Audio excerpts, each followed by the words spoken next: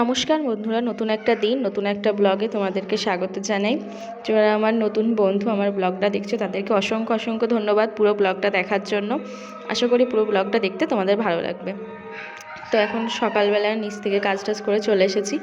এখন উপরে প্রতিদিনের একই কাজ, জীবনযাত্রা একই। তো এই যে বিছানাটা তুলে নিচ্ছি। মেয়েকে স্নান টান আজকে মাই করাবে, মার কাছে দিয়ে এসেছি। ওকে নিয়ে সত্যি কোনো কাজ হয় না।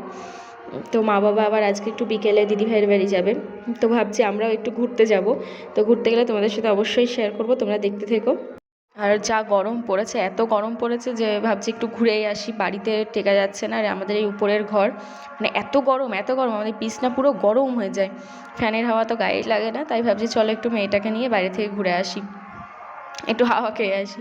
তাই ওকে নিয়ে একটু পার্কে যাব। কৃষ্ণনগরে এই কদমতলা ঘাট বলে একটা জায়গা আছে, ওখানে একটা পার্ক মতো হয়েছে বাচ্চাদের, তো ওকে ওখানেই নিয়ে যাব। চলো প্রতিদিন একঘেয়েমি জীবনযাত্রা তোমাদের একটু মুক্তি দিই। তোমাদের আজকে একটা গল্প বলে শোনাই, আশা করি ভালো লাগবে। ফুলশয্যার রাতে স্বামী বলেছিল সংসারটাকে আপন ভেবে সব কাজ করবে, তাহলে দেখবে নিজেকে দাসী নয় রানী মনে হবে।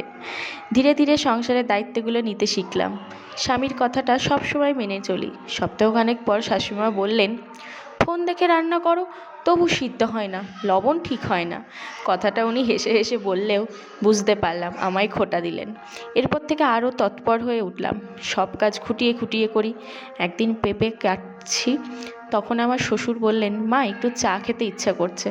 2 মিনিট লাগবে বাবা, চা বানানো আছে, শুধু গরম করে দেব। পেঁপে কাটা বন্ধ রেখে চা বানিয়ে দিলাম। তারপর ছাদে গেলাম কাপড়গুলো নিয়ে আসতে। পেঁপেগুলোর কথা ভুলেই গিয়েছি। মা রান্নাঘরে গিয়ে পেঁপের বাটিটা টেবিলে ঠাস করে রাখলেন।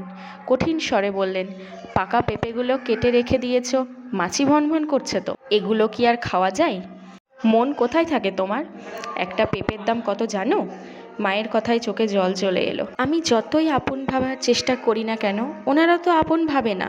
সামান্য বিষয় নিয়েই যখন এইভাবে কথা শুনতে হয়, তখন সংসারটাকে আর আপন ভাবতে ইচ্ছে করে না।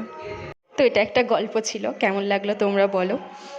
তো সত্যি এটা একটা গল্পই ছিল। আমার জীবনে কিন্তু এরকম কোনো কিছু নেই, আর থাকলেই বা আমি যদি আমার বাড়িতে এরকম কোনো কাজ করতাম তাহলে আমার মা আমায় বকতো না? তাহলে সেটা যদি আমার মা বকলে আমি যদি কিছু না মনে করি, তাহলে আমার শাশুড়ি মা যদি একটু বলে তাহলে ও কিছু মনে করবো কেন? অবশ্যই আমি তাকে নিজের মার মতোই ভালোবাসি, আর আমার শাশুড়ি মা কিছু বলে না। তো বন্ধুরা এখন রেডি হয়ে নিয়েছি, এখন একটু মেয়েকে নিয়ে ঘুরতে যাব। তো সন্ধ্যা হয়ে গিয়েছে, তো ওকে নিয়ে একটু কৃষ্ণনগরে যাব ঘুরতে। তো রেডি হয়ে তোমাদের কাছে একবারে আসলাম। আজকে আর রেডি হওয়াটা দেখালাম না, খুব হুটোপাটা ছিল, তাড়াতাড়ি রেডি হয়ে তোমাদের সাথে দেখা করছি। বেরিয়েছে, এবার আমার মেয়েকে রেডি করবো। আসো না, এই যে আমার মা আর আমি সেম সেম ইয়েলো ইয়েলো না মা? মাম্মামকে রেডি করে দিই।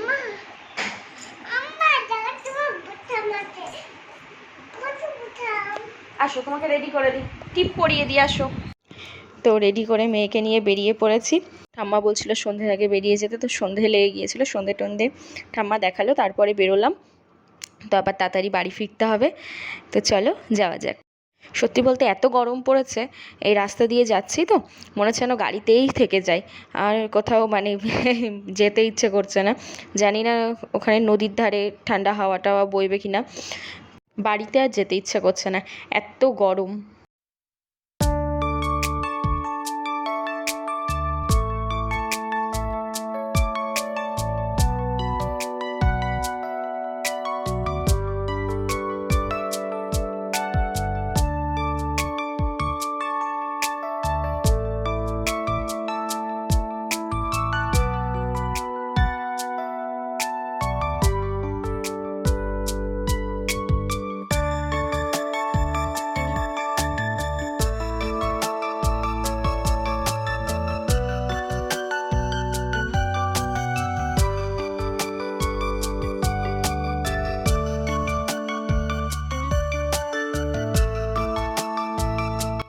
তো বন্ধুরা আমরা চলে এসেছি, ওই যে ওই দিকটা বাচ্চাদের পার্ক, ওই যে সিংহের মুখ মতো করা আছে। তো এখানে এসে একবারে ভিডিওটা করছি, আমরা সিংহের মুখের মধ্যে ঢুকে পড়েছি।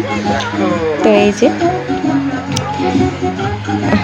আমার ভালোবাসার শহর কৃষ্ণনগর লেখা আছে। এই জায়গাটা এত সুন্দর, আমার মেয়ে তো এখানে আসলে যেতেই চায় না। তো হচ্ছে এইটা আমি আগের একটা ভিডিও থেকে দিয়েছি, কারণ এই দিন না এটা খারাপ ছিল, কালকে গিয়েছিলাম এটা খারাপ ছিল, তোমরা বুঝতে পারবে না বলে ওইটা আমি আগের একটা যখন এসেছিলাম তখন ভিডিও করেছিলাম সেইটা দিয়েছি। তো ওই যে ওখানে একটা সেলফি তোলার জায়গা করেছে। তো এইটাই হচ্ছে পার্ক, বড়রাও ঘুরতে আসে। তো চলো তোমাদের পুরোটা ঘুরিয়ে দেখাই।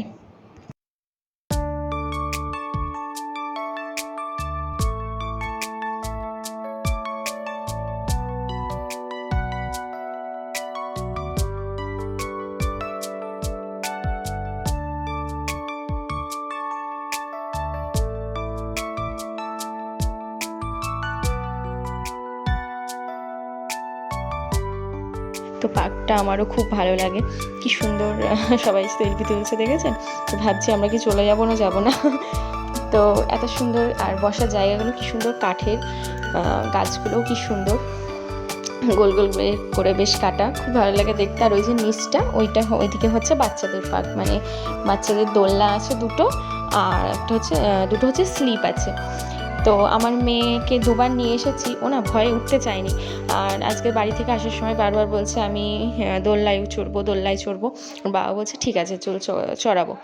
তো চলো এবার একটু ওই দিক থেকে ঘুরে এসেছে। ওইদিকে একটা খুব সুন্দর ঠাকুর মূর্তি আছে, ওই যে ওই দিকটাই, ওই গাছগুলোর ওই সাইডটাই হচ্ছে নদীটা, জলঙ্গি নদীটা। তো হচ্ছে সত্যি কথা বলতে ভেবেছিলাম নদীর ধারে একটু হয়তো ঠান্ডা হবে, যে এত গরম। তো ভাবছিলাম এখান থেকে তাড়াতাড়ি বেরিয়ে যাব, মেয়ে তো খুব ঘামছিল। তো ও এত দোল্লা চড়বে বলছিল, তো ওকে ভেবেছিলাম একটুখানি দোল্লা চড়িয়ে নিয়ে বেরিয়ে যাব, কারণ প্রচণ্ড গরম।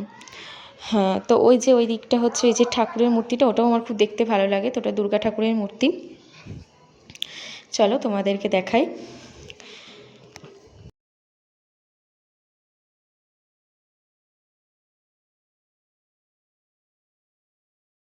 তো এই যে এত সুন্দর দেখতে না, আর কি সুন্দর দেখতে ঠাকুরের মুখটা।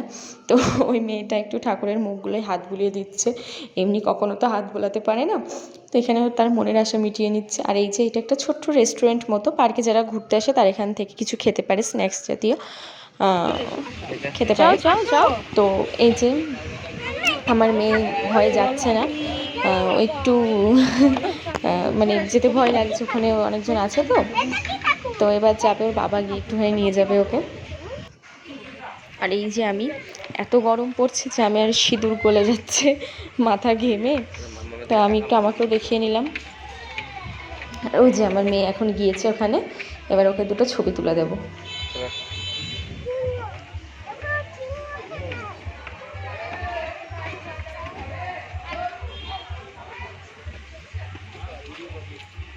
তো ছবি তুলে এবার ওকে নিয়ে পার্কে চলে এসেছি।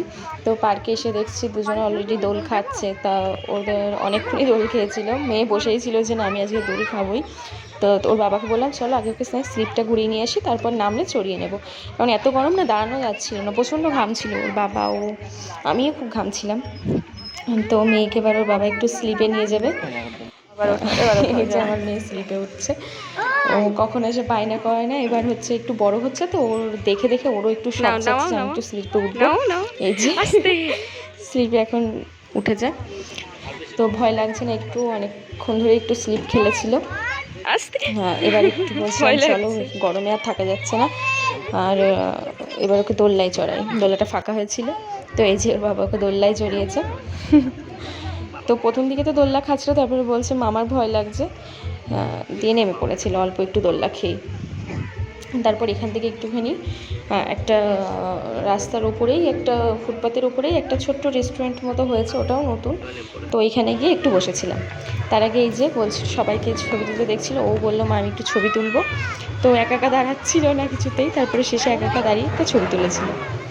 তো এরপর আমরা চলে এসেছি ওই ফুটপাতের ওই রেস্টুরেন্টটাই, ছোট্ট একটা রেস্টুরেন্টে। তো ওখানে এসে এই যে আমার মেয়ে, আমি, ওর বাবা অর্ডার দিয়েছিল, চিকেন রোল অর্ডার দিয়েছিল, আর হচ্ছে একটা লস্যি অর্ডার দিয়েছিল। তো এই যে এই রেস্টুরেন্টটা ছোট্ট, ফুটপাতের ওপরে এটা। তো রেস্টুরেন্টটা একদম রাস্তার উপরেই, রাস্তা দিয়ে গাড়ি টাড়ি সব যাচ্ছে, তার জন্য একটু হাওয়া হচ্ছিল, মানে একটু স্বস্তি পেয়েছিলাম। তো এই যে তোমাদেরকে ঘুরে দেখাচ্ছি রেস্টুরেন্টটা কীরকম। খাবার চলে এসেছে, এবার আমরা খেয়ে নেব। তো কালকে রাতে আর ব্লগটা এন্ড করা হয়নি, বাড়ি এসে ও মেয়ের খাবার করতে হয়েছিলো, আমাদের রাতের খাবার করতে হয়েছিলো, তো রাতে আর ব্লগটা এন্ড করা হয়নি। সকালে আমি ব্লগটা এন্ড করছি। তো পুরো ব্লগটা যদি তোমাদের দেখতে ভালো লাগে অবশ্যই আমার পাশে থেকো, লাইক কমেন্ট শেয়ার এবং সাবস্ক্রাইব করতে ভুলো না। তো তোমরা সবাই ভালো থেকো, দেখা হচ্ছে নতুন একটা দিন নতুন একটা ব্লগে, ততক্ষণ তোমরা সবাই ভালো থেকো, বাই বাই।